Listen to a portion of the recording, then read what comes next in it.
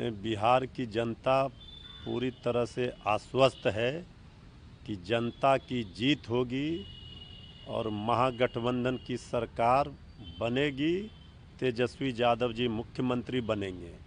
ये रात, आज की रात एनडीए के लिए भारी है और आज की रात ही विदाई है।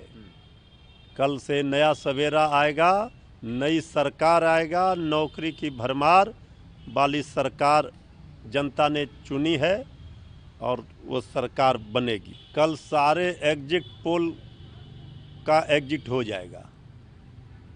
ये एग्जिट पोल जो भी दिखाए जा रहे हैं पहले भी गलत साबित हुए थे, गलत साबित हुए हैं और कल भी गलत साबित होंगे।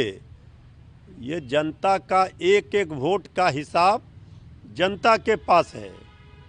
एग्जिट पोल तो दिखाया ही जाता है कि साइकोलॉजिकल प्रेशर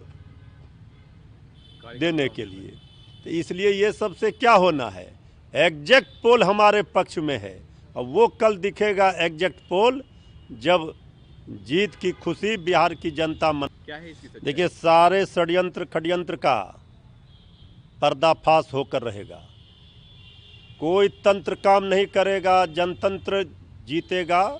जनता ही मालिक है, जनता जनार्दन है जनतंत्र लोकतंत्र में।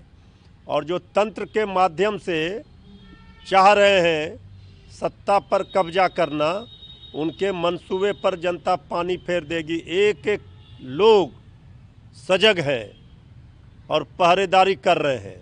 आज की रात भारी है और आज ही विदाई है।